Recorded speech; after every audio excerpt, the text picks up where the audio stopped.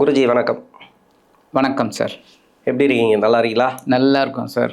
இப்போது ஆனி மாத ராசி பலன், இது சூரிய பகவான் மிதுன ராசிக்கு வரக்கூடிய சூரிய பகவான் எப்படி இருக்கும்?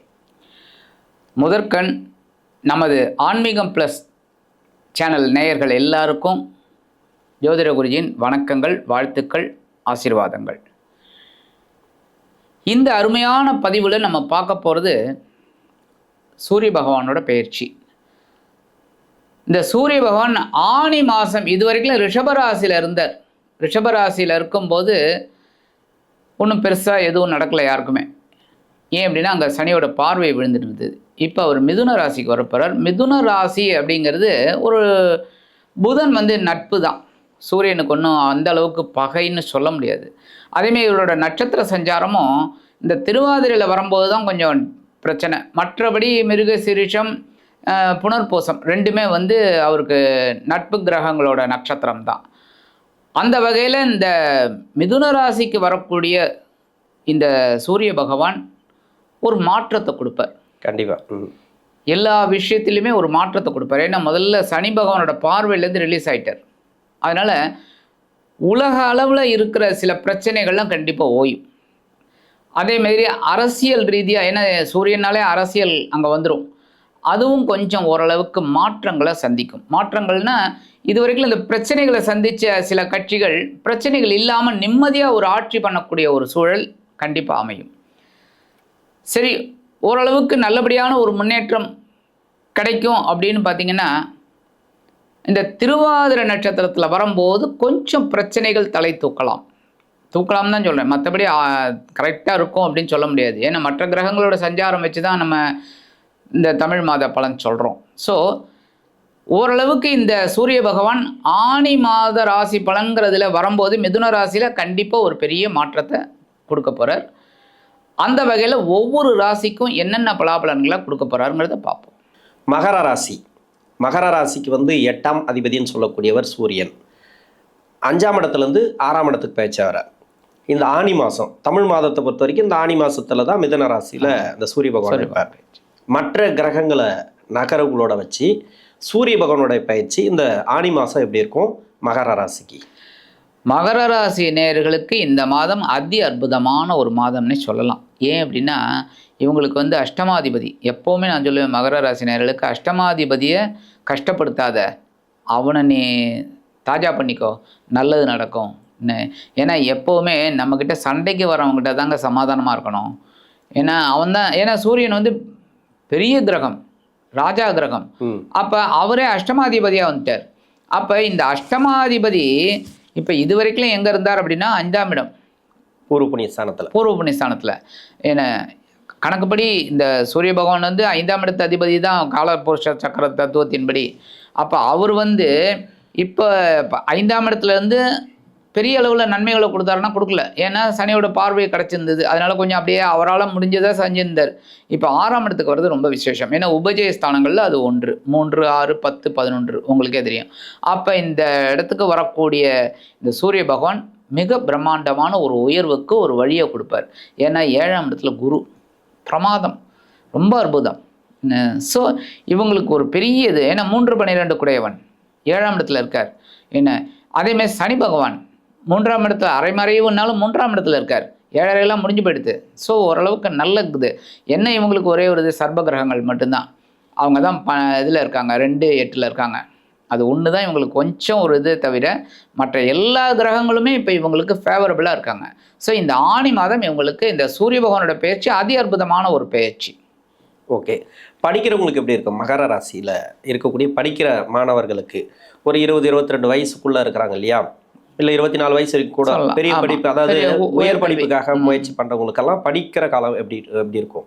இவங்களுக்கு இப்போ ரொம்ப அற்புதமான ஒரு காலகட்டம். இந்த படிக்கிற குழந்தைகள், அது நீங்கள் சொல்ல மாதிரி எந்த வயதில் இருந்தாலும் சரி, உயர்கல்வியாக இருக்கட்டும், சின்ன வயசாக இருக்கட்டும், எல்லாருக்குமே இந்த விளையாட்டுத்தனம்லாம் போயிடும். விளையாட்டு 40 வயசுலலாம் படிக்கிறாங்க. அப்போ இந்த விளையாட்டுத்தனம்லாம் போயிடும். கொஞ்சம் அதை ஒரு லிமிட்டில் வைப்பாங்க.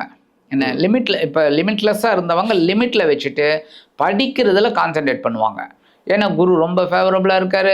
இவர் 6ஆம் இடம்னாலே உங்களுக்கு தெரியும் தைரியம், நல்ல ஒரு இது வரும், சத்ரு ஜெயம். ஸோ நல்லா படிக்கணும், நம்ம ஒரு முதல் மாணவனாக மாணவியாக வரணும் அப்படிங்கிற ஒரு தாட்டு இந்த குழந்தைகளுக்கெல்லாம் கண்டிப்பாக கிடைக்கும். அதுவும் சொல்லவே வேண்டாம், உயர்கல்வி படிக்கிறவங்களுக்கு அப்பா அதுவும் வெளிநாடு போய் படிக்கிறாங்கன்னா சூப்பராக அவங்களுக்கு நல்ல ஒரு முன்னேற்றம் அருமையாக அந்த மாதம் கிடைக்கும். ஓகே, 20-22 வயசுக்கு மேலே திருமணத்துக்காக முயற்சி பண்ணுறாங்க. குருவுடைய பார்வை இருக்கு, அஷ்டமாதிபதினு சொல்லக்கூடியவர் 6ல் போய் மறைகிறார். அது நல்லது அப்படின்னு சொல்லலாம் ஒரு விதத்தில். ஆமாம், திருமணத்துக்காக முயற்சி பண்ணி நிறைய பேருக்கு தடையாக இருக்குது. இப்போ தான் 7.5 சனி விடுதலையாக இருக்குது, 1 வருஷம் 1.5 வருஷம் ஆயிருக்கு, இன்னமும் திருமணம் கூடி வரல. இப்போ குரு பார்வையாவது திருமணத்தை கூடி வைக்குமா? அது மாதிரி நிறைய கேள்விகள் இருக்குது. இது இந்த காலகட்டத்தில் நடக்குமா? அதாவது 2வது திருமணம் வரைக்கும் 24 வயசுலேருந்து இல்லை 22 வயசுலேருந்து 34, 35, 36 கூட திருமணம் ஆகாமல் இருக்காங்க. இன்னொன்று 2வது திருமணத்துக்காக 36, 38 வெயிட் பண்ணுறாங்க. ஆனால் திருமண வாழ்க்கை பாதிக்கப்பட்டவங்க, இவங்களுக்கெல்லாம் இந்த மாதம் எப்படி இருக்கும்? நீங்கள் சொல்ல மாதிரி நானும் நிறைய ஜாதகம் பார்த்துட்டேன். மகர ராசி நேயர்களுக்கு ரொம்ப கஷ்டம்தான். திருமணம்ங்கிறது அந்த சீக்கிரமாக ஆயிடுச்சுன்னு வச்சுக்கோங்க, குட், நல்லா இருக்காங்க. அந்த லேட் மேரேஜ் அப்படின்னா அந்த தடை அப்படியே நீடிச்சுக்கிட்டு தான் போயிட்டு இருக்கே தவிர டக்குன்னு ஒரு திருமண யோகம் கைகூடலை சாதாரணமாக. ஏன்னா அதே சமயம் இவங்களுக்கு பார்த்திங்கன்னா உத்திராட நட்சத்திரத்தில் இருந்தவங்களுக்கு கொஞ்சம் நடந்துடுறது, திருவோணத்தில் இருக்கிறவங்களுக்கு இன்னும் நிறைய பேருக்கு நடக்கலை. அது ஒரு இதில் தான் இருக்குது. அதே சமயம் ஏன்னா களத்திராதிபதி இதுதான் சந்திரன், அதனால் அது கொஞ்சம் லேட்டாகுது. இப்போ 7ஆம் இடத்துல இருக்கக்கூடிய அந்த குரு பகவான் சந்திரனோட வீட்டில் இருக்கார். 7ஆம் அதிபதியோட வீட்டில் கண்டிப்பாக திருமண யோகம் உண்டாயிடும். இப்போ ராசியில் இருக்கிறாரு சந்திரன்னாக்கா, சுய ஜாதகத்தில் அந்த 7ஆம் அதிபதி இப்போ பார்க்குறாரு. ஸோ கண்டிப்பாக திருமண யோகம் கைகூடும், நல்ல ஒரு முன்னேற்றம்.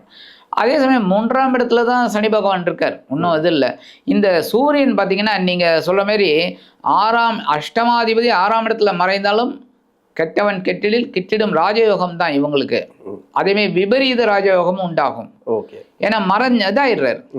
அப்போ அந்த 8ஆம் அதிபதி 6ஆம் இடத்தில் மறைந்தாலும் உபஜயஸ்தானங்கள் அப்படிங்கிறதுனால கண்டிப்பாக இவங்களுக்கு ஒரு முன்னேற்றம் அற்புதமாக இருக்கும், திருமண யோகம் கைகூடும்.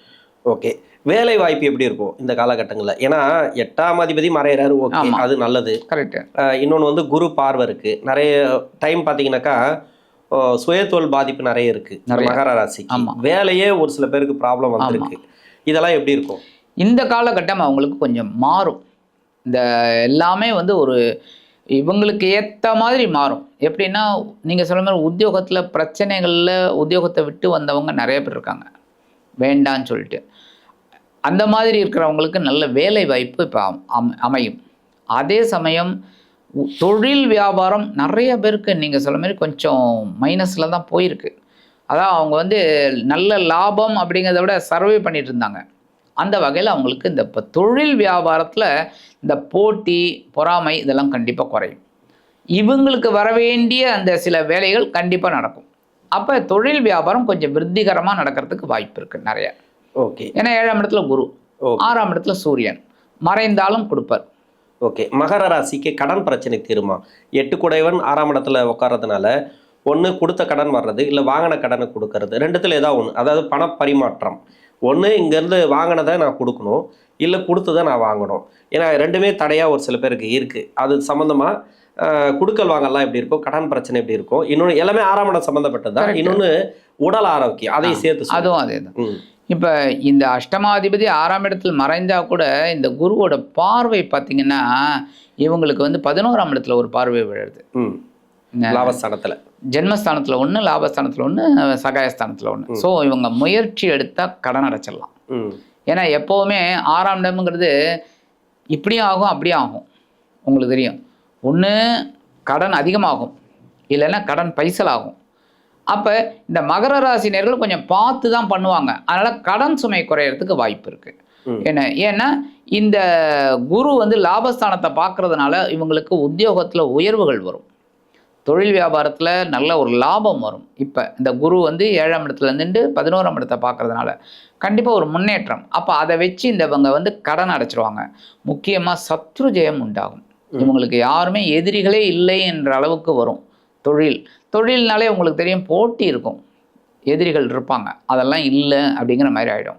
அதேமாரி உடல் ஆரோக்கியமும் இப்போ கொஞ்சம் பரவாயில்லைங்கிற ஒரு சிச்சுவேஷனுக்கு வரும். இது வரைக்கும் பட்ட கஷ்டங்கள் கண்டிப்பாக குறையும், மருத்துவ செலவுகள்லாம் குறையும், உடல் ஆரோக்கியம் நல்லபடியாக இருக்கும். ஓகே, மகர ராசிக்கு பரிகாரம், இந்த மாதத்துக்கு உண்டான பரிகாரம் மகர ராசி நேயர்கள் எப்போவுமே, நான் எப்போவுமே சொல்லுவேன், எந்த கிரகம் எந்த பேச்சு இருந்தாலும் மாற்றுத்திறனாளிக்கு இவங்க ஹெல்ப் பண்ணணும். ஏன்னா இதுதான் உங்களுக்கு வந்து ஒரு பெரிய ஒரு கர்மா குறைக்கிறதுக்கு. என்ன அது நம்ம அப்போல்லாம் உடல் ஊனமுற்றோர்னு சொல்லுவோம், அது சொல்லக்கூடாது. இப்போ மாற்றுத்திறனாளி, ஏன்னா அவங்களுக்கும் ஒரு திறமை இருக்குது. ஸோ அந்த மாற்றுத்திறனாளிக்கு இவங்க அவங்களுக்கு என்ன நீடியோ அந்த தேவையோ பண்ணுறது ரொம்ப விசேஷம். அதே மாதிரி இவங்க வந்து ஞாயிற்றுக்கிழமை, ஏன்னா அஷ்டமாதிபதி.